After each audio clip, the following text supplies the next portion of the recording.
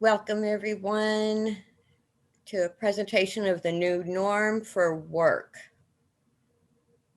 I am Shani Weber. I am the Community and Advocacy Director for the Ehlers-Danlos Society.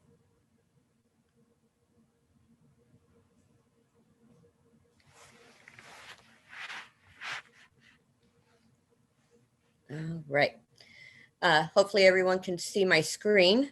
As you saw in the slide, this is going to be an interactive presentation.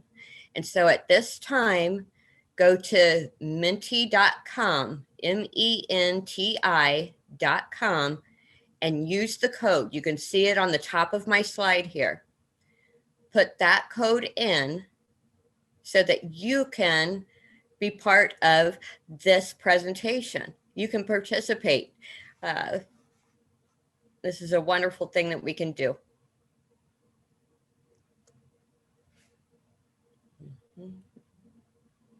I have no conflicts of interest.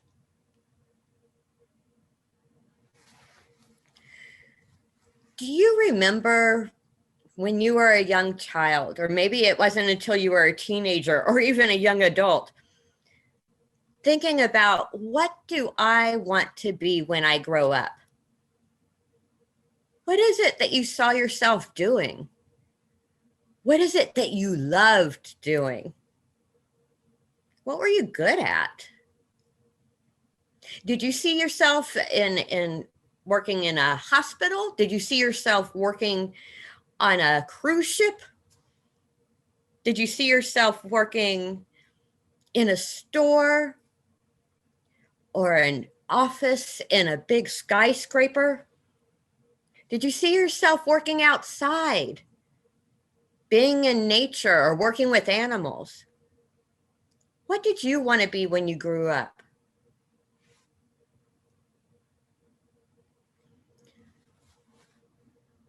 So there in Mentimeter, I want you to put in, what did you want to be when you grew up? Oh, look at all these answers coming in.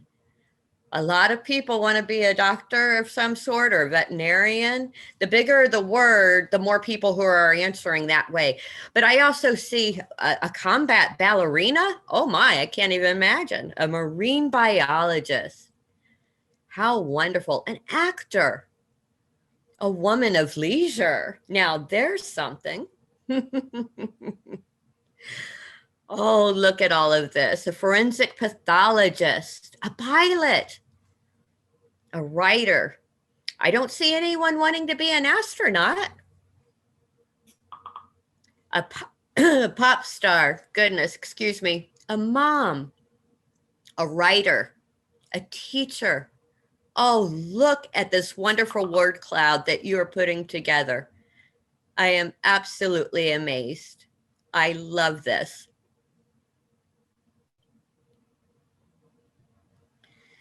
So for me, I wanted to become an early childhood special education teacher. My aunt was a special education teacher. I idolized her. What I wanted to do, though, is work with infants and toddlers. That's why I became an early childhood special education teacher. I studied hard. I worked hard.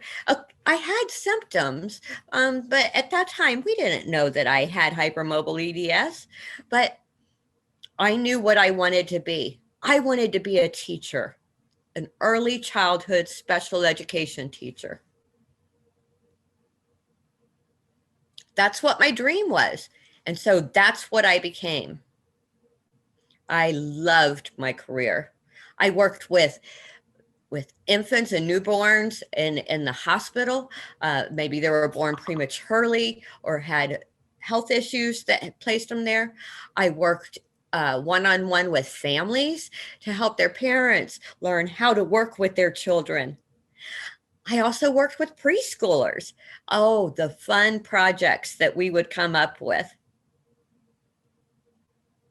Fast forward 10 years, and I start getting more symptoms. I know many of you are nodding your heads. Yes, this is sounding familiar. You didn't know at that time maybe that you had a type of EDS or HSD, but you started having more symptoms that impacted your life and your ability to do things, including work at the job or the career that you had dreamed of doing. I had to stop my work as an early childhood special education teacher, and I was devastated. I had dreamed of being a teacher. That's all I had ever wanted to be. And now that I wasn't a teacher, who was I? What was I here for? That's all I ever wanted to be. But my symptoms became so disabling. I wasn't able to do that career anymore. I had to do a lot of soul searching, a lot of soul searching. I was distressed. I didn't know what did life look like if I was not a teacher. I didn't know who I was. I had to take it back to basics. I was an early childhood special education teacher. Boy, I loved that career. I was a teacher. I taught. But I had to take it even further, back to basics. What is a teacher? Well, a teacher helps people. Well, goodness, there are a lot of ways that I can help people. Maybe there are ways that I can help people even though I now have disabling symptoms. It was during this time that I discovered EDS. I took that to my doctor and said, is this possible? And guess what? Yep. Waited a year for a geneticist, and I have hypermobile EDS. So I was in all of that processing as well. Oh, a genetic condition. Oh, there's not an easy fix. Okay. So I'm thinking, what can I do? I can help people. How can I help people when I have disabling symptoms? I had to think of my purpose, but I want you now to think, what is your purpose? Take it back to basics, not the career you had. Take it even more basic than that. What is your purpose? I see help others, connect with others, spend time with family, have fun. Oh, that's a wonderful one. To advocate, acceptance, community, helping others, finding happiness, bringing joy everywhere. Oh, I love these. To inspire and support others, to be a good person. Oh my goodness, how wonderful. Look at this word cloud that you are making. And helping others. I see a lot of you are like me. Your purpose is to help others. Well, we're in luck. There's a lot of ways we can help other people, even when our bodies might not be in the best shape to do everything we want. Oh my goodness, I just love it. Do you see these purposes in life? Empowering others, a fulfilling life, supporting others, creating happiness. Oh, look at how joyful all of the purposes in life being shared. Bravo to every one of you. Okay, so now here's the next step. You know what your purpose is. How can you find a job or a volunteer opportunity that fits your purpose?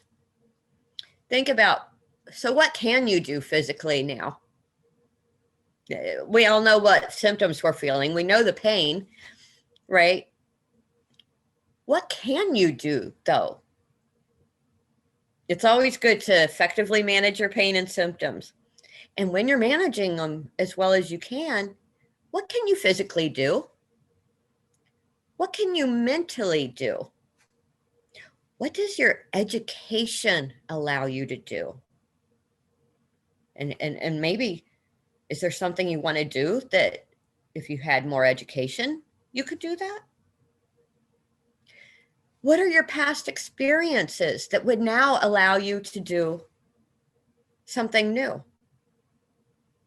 What jobs fit with your life purpose? You put all of those wonderful life purposes into that word cloud. What jobs allow you to do that?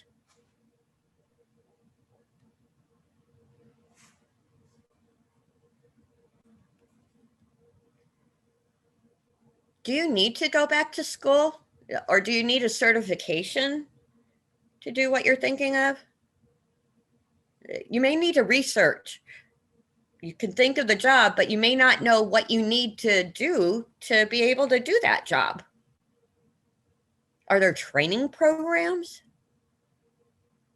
Would a program in your country, like the vocational rehabilitation programs, would they help you in getting towards what your new job is going to be?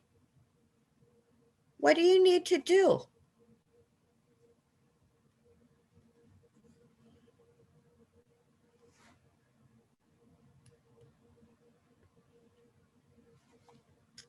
And here's something that we also have to think about. We can't just think about what is it that we want to do. What is it we can physically and mentally do? We also need to think about, what can I do if I had accommodations? Could I do this job if I had a different chair to sit in, or an ergonomic keyboard, or another accommodation? Or would voice to text software allow you to do the job that you're thinking of? Could you work a different schedule? Are you better off working in the evenings than you are in the mornings, for instance? What accommodations could you use in order to help you do the job that you want to do? Now, in employment, the accommodations have to be reasonable, right? Um, it would be wonderful if for instance, I want to be a classroom teacher, but I only have to show up on the days I feel well, right? I can't do that. That's not a reasonable accommodation for being a classroom teacher. But are there things that could be put in the classroom? Could I just work part-time? Could I be an itinerant teacher, or work in some place that's not a school that would allow me more flexibility? What accommodations could help you do the type of work that you want to do?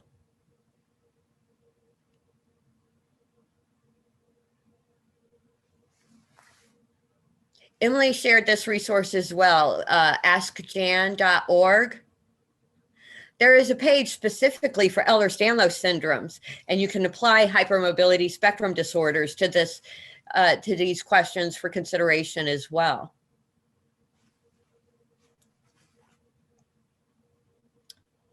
I know you're reading through these right now.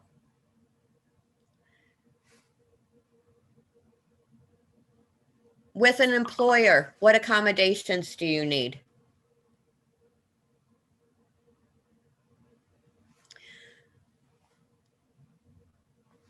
As an employee, what opportunities do you have to talk with your manager or your boss? If you're seeking accommodations, is the place that you work, do they have an HR, a human resources department that you go to talk about what accommodations might be reasonable that could be provided?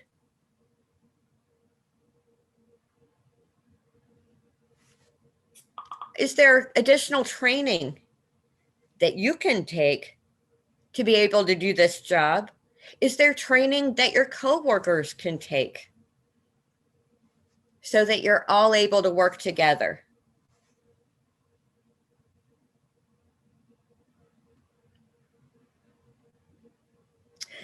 Now, here's a different way to go.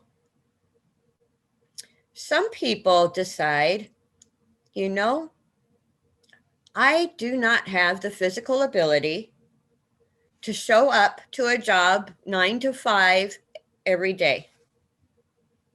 Or I don't want to be an employee. I want to be in charge of my own work. And so they may decide to start a business. Have any of you started a business? This is something that we can do. Maybe you make wonderful art pieces or provide a service to others, because that's a way to help others too, isn't it?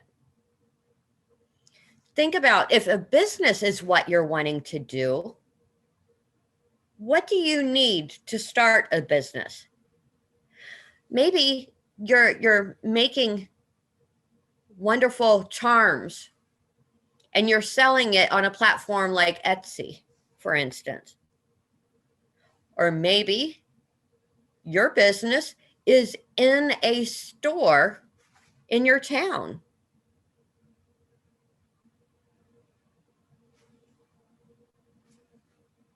What do you need to start that business? Do you need capital? Do you need money to start that business? How can you get that money? Can you contact people who would be interested in investing in your business? What laws and regulations are in your town, your state or province, and in your country for starting a business? Because when we start businesses, we do have to follow the law. There may be taxes that need to be paid on a regular basis. You may need to have inspections for safety. What laws and regulations govern where you live if a business is what you're wanting to start? In the United States, there are places like the Better Business Bureau that offer tons of information about what's required, how to go about starting your business and following the laws and the regulations. If you do not live in the US, there are probably government departments or there are organizations who have the information of how do you start a business? How do you legally start a business?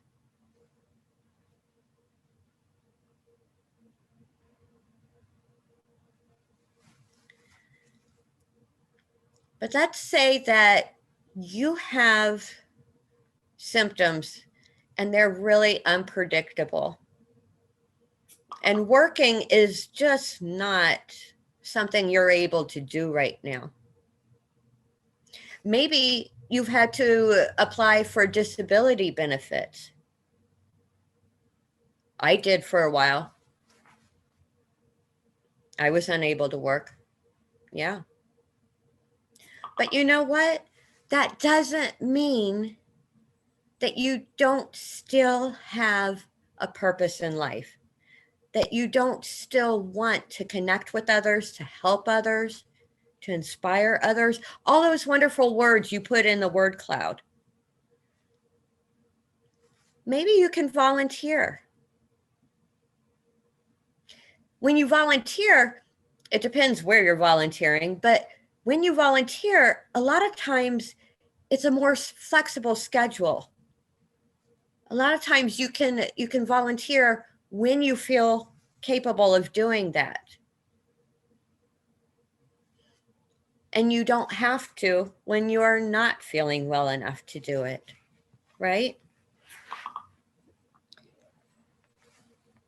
So don't just think about jobs, think about volunteering. And now here's something to know too.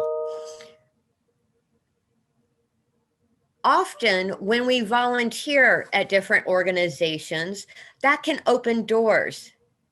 That can open doors to employment, for example. There are many people, myself included, who started as volunteers And then opportunities arose, and we could get into work situations, jobs that met our physical and mental abilities. So consider starting as a volunteer.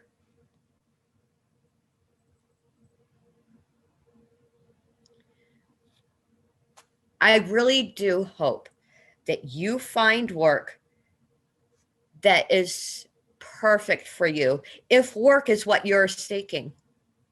I hope you find volunteer opportunities that fulfill you, if volunteering is what you seek. I hope you start businesses that you enjoy and that are successful, if that is what you're seeking.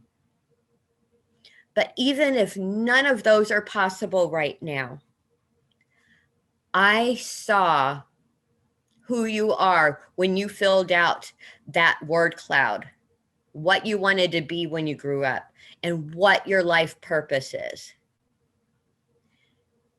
You can find ways to meet that life purpose, regardless of whether you're working or not. I may work now from a recliner instead of standing up in front of a classroom. You may find other ways to do what you love. And I hope that you do. We have a few more minutes here. So I want to talk to you just briefly about what it is like when you lose a career that you loved, when you thought that career was your life purpose. Because I know some of you are really struggling in that same place.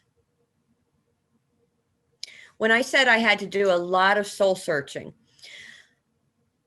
what that felt like was that I was adrift.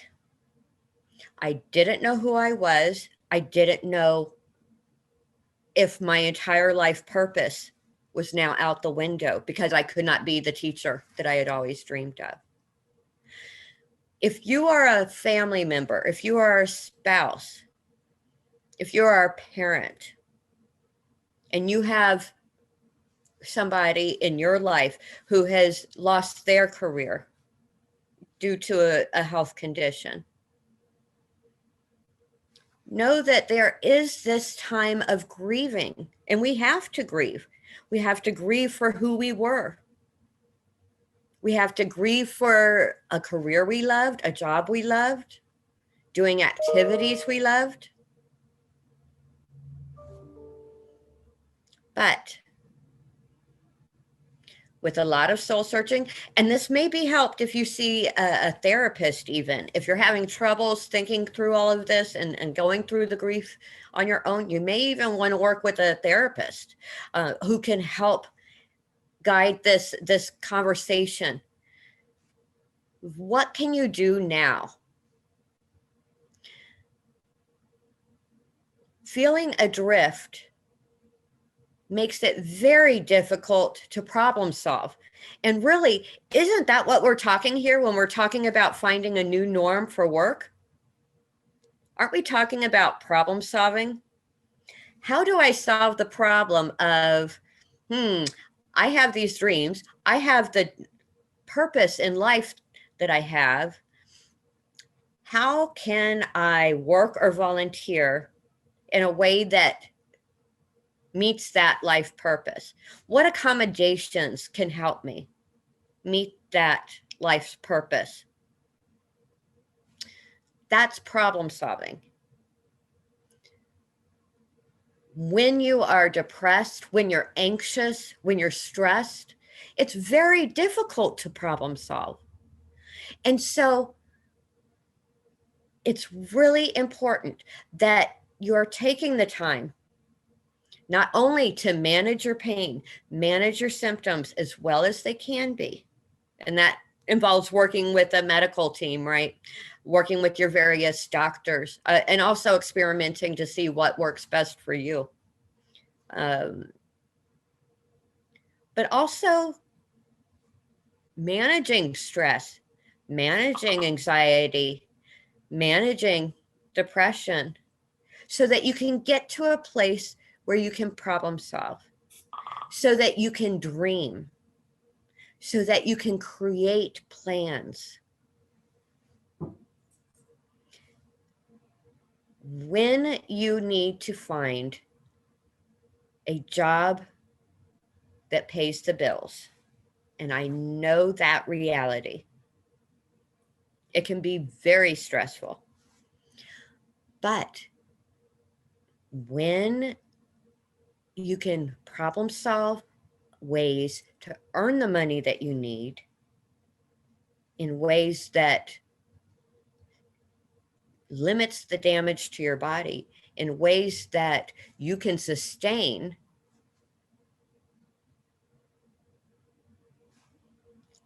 that is a way forward. And I know, I'm making it sound so easy, aren't I? And it's not. It absolutely is not. And I am sorry for how hard it is. We can get back to working 2 hours a week and then increase that as our stamina increases. Start by volunteering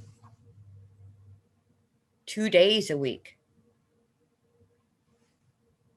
Are you able to sustain that? What do you need? What accommodations do you need? Would going back to school or going through training of some sort get you towards a job that pays the bills, but is also sustainable with your body, with your symptoms, with your pain? Look into that. Think about, what is your purpose? Go back to basics, and you can have a career even with disabling symptoms. It's possible. It takes time, I know. And none of this is easy, but it's possible.